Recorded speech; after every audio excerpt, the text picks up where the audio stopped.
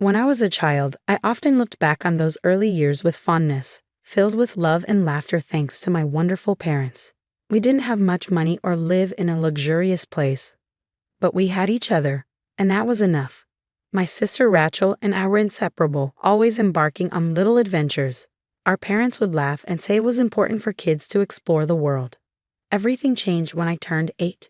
One rainy night, while my parents were driving home from work, a truck lost control on the slick road and crashed into their car, killing them instantly. Rachel and I didn't understand why they never came home. Our Aunt Melissa was the one who broke the news, saying, "Your parents had a terrible accident, Burroughs. They're gone." Afterward, Melissa decided to take in Rachel, but said she could only manage one child. Rachel, who was quiet and loved reading, was easier for her to handle, while I, being lively and constantly on the move like our parents, was deemed too much. She told me, "I'm sorry, Sylvia, but you'll need to go somewhere else, somewhere better for energetic kids." I couldn't understand why I was being sent away when we were both her nieces. I was placed in an orphanage. The place felt cold and smelled of antiseptic, and I felt like I didn't belong. It seemed as though I was being abandoned, not even wanted by my own aunt. But then something good happened. The Smiths, friends of my parents, learned about my situation and came to take me in. They didn't see me as a troublesome child, but as a girl who had just lost everything. "Why would we not want you, Sylvia?" Mrs. Smith asked gently as they were signing the adoption papers. "You're going to be our daughter now, and we'll make sure you have everything you need." Moving to a new city with the Smiths felt like stepping into a different world. They loved me as their own, never making me feel like an outsider. They supported me through school, cheered for me at soccer games, and were there for every high and low as I adjusted to my new life. Even with their love, I often wondered about Rachel. How was she doing? Was Melissa kind to her? Did she miss me as much as I missed her? But life moved on, and I grew up in a home filled with love and acceptance, slowly healing from my past. That's how my journey started, in a loving home that chose me when my own family had turned me away. One morning, Mrs. Smith noticed I was quiet and asked, "Hey Sylvia, you seem awfully quiet today. What's on your mind?" "It's nothing really," I said, "just thinking a lot about the past lately." I hesitated, unsure how to bring up the box of old letters I had found in the attic. The letters weren't meant for me, but they had told me so much. "Whatever it is, you can tell us," Mr. Smith said, his expression warm and inviting. Taking a deep breath, I decided it was time to share. I found letters from Aunt Melissa to my parents. She talked about taking in Rachel, but not me, saying I was too much like my parents and too wild to fit into her perfect family. The room fell silent for a moment. Mrs. Smith reached over and squeezed my hand. "Oh, Sylvia, that must have been hard to read." "It was," I said, "but it explains a lot. It's why she never came to see me, not even once. I guess I just wasn't the right fit." Mr. Smith said firmly, "Remember, we chose you because you fit perfectly with us, not because you needed to fit a certain mold." I nodded, feeling the weight of years of confusion starting to lift. "I know, and I'm grateful every day, but it still hurts to be rejected for who I am." "We know, sweetheart," Mrs. Smith said with a warm smile. "But remember, you're not that little girl anymore. You're a strong young woman who has overcome so much." "You're right," I said. "I'm going to use this. I'm going to write my thesis on family dynamics and acceptance. Maybe I can help others understand and deal with similar situations." "That sounds like a wonderful idea," Mr. Smith said proudly. "We're so proud of you." The rest of my college years flew by as I focused on my studies and part-time work, driven by a desire to show that being too much can actually mean having a lot to offer. My thesis on family acceptance was well received, opening doors to graduate studies and a promising career in social work. Every success felt like a quiet reply to Aunt Melissa, proving that her rejection didn't define me but pushed me forward. My bond with my adoptive parents grew stronger, and I found comfort in knowing I was loved unconditionally as my career took off. I often thought about those difficult revelations and used them to fuel my passion for helping others. Every client I assisted and every family I saw reconcile felt like healing a small part of myself that had been hurt. Through it all, I kept moving forward, determined to live a life filled with love and acceptance, proving that sometimes being too much is just enough. One crisp afternoon, as I was settling into my office, my phone rang, breaking the quiet. It was an unfamiliar number. "Hello, Sylvia speaking." "This is Nurse Thompson from Greenwood Care Facility," the voice said. "I'm calling about Melissa, your aunt.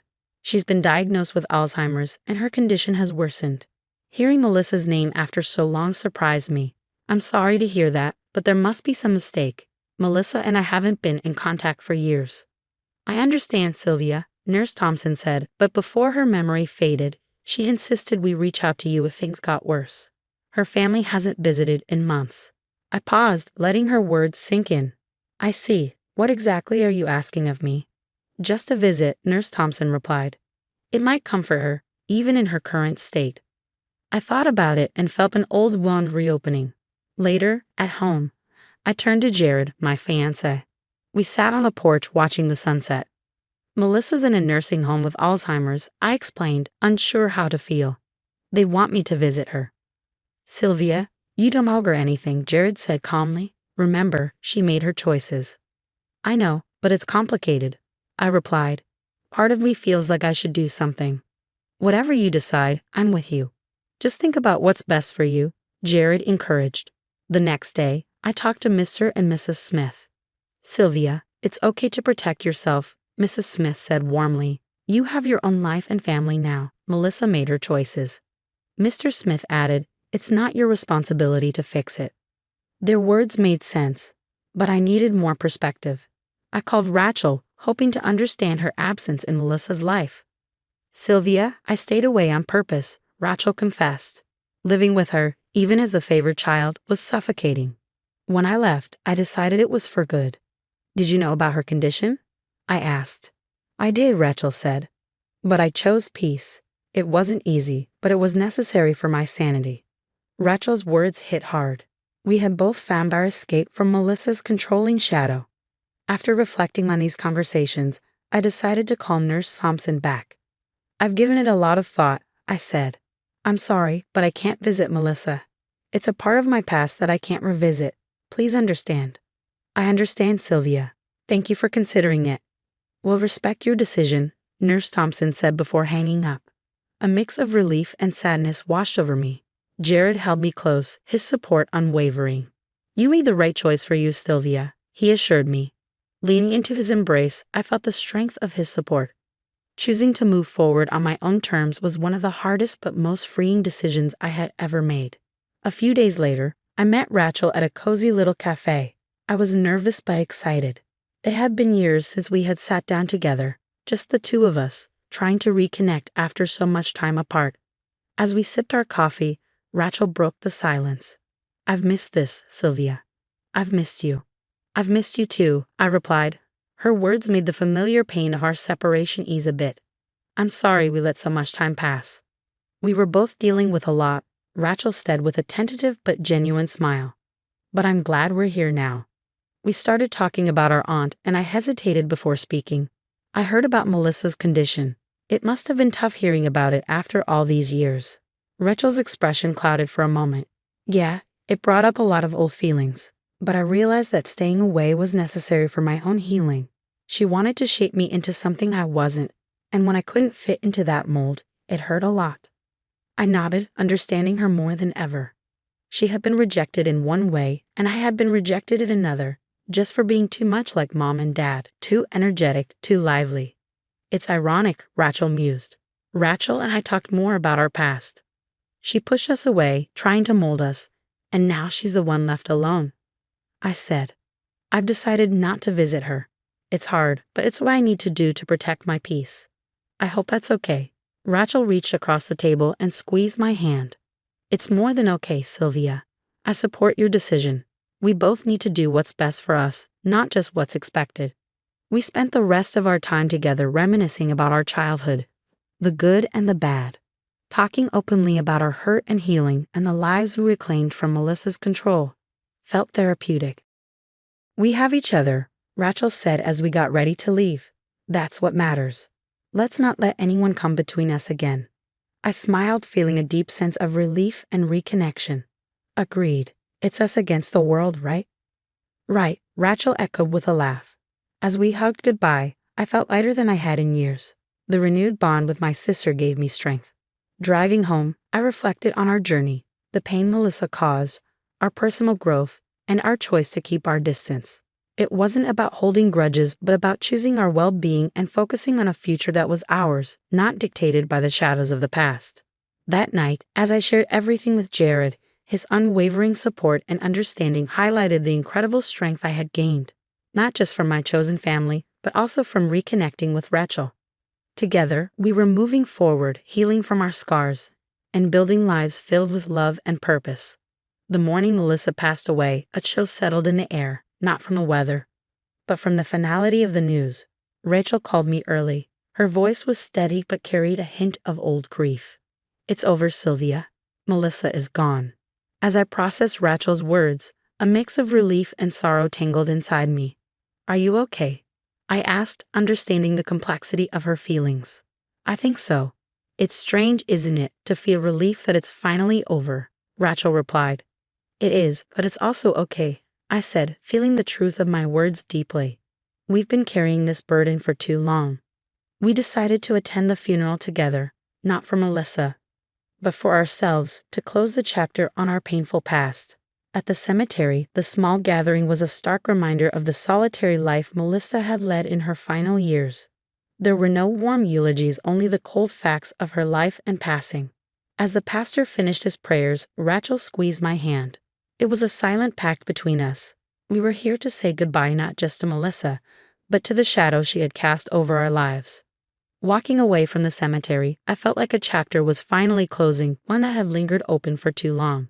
In the weeks that followed, life moved swiftly towards a much happier occasion, my wedding. On the day of the ceremony, in the bridal suite, I was surrounded by the laughter and bustle of my bridesmaids. Rachel was there, radiant and supportive. No longer just my sister, but my best friend. "You look beautiful, Sylvia," she whispered, adjusting my veil. "Thanks to you. I couldn't have gotten here without your support," I replied. Our eyes met in the mirror, reflecting our shared history. The ceremony was everything I had dreamed of and more. Jared stood at the altar, his eyes filled with emotion as I walked toward him. The church was full of our friends and family, every face a reminder of the love and support that had guided me here. As Jared and I exchanged vows, promising to build a future together based on love and respect, I felt the weight of the past truly lift. We were moving forward, doing so on our terms, our lives defined not by past shadows, but by the light of what could be. The reception was a blur of music, dancing, and laughter. Mr. and Mrs. Smith danced every dance, their faces glowing with joy. Rachel gave a toast that brought everyone to tears, not just for its words of love, but for the journey it recounted, a journey of healing and rediscovery. As the night drew to a close, Jared and I stepped outside for a quiet moment. The stars sparkled above us, a tapestry of light against the dark sky. "We did it," I said, resting my head against Jared's shoulder. "We did," he agreed, kissing the top of my head. "Here's to new beginnings, to love, and to a future we create together." As we stood there, the night seemed to whisper around us, promising years of happiness built on the courage to make choices and the strength to let go of the past. The air was no longer heavy with loss but light with the promise of the life we were ready to live. Now that our story has reached its end, I have a question for all of you. Sylvia and Rachel chose to attend Melissa's funeral, not out of obligation, but to find closure on their own terms. Do you think attending the funeral of someone who hurt you was necessary for healing, or is it better to find peace from a distance? Share your thoughts and experiences in the comments below. Your insights can enrich our discussions and provide support to others facing similar dilemmas. If you found this story moving or thought-provoking, please like this video and subscribe to our channel for more content like this. We value each like, comment, and subscription as it helps our community grow and allows us to bring you more stories that matter. Thank you for watching. I look forward to reading your responses.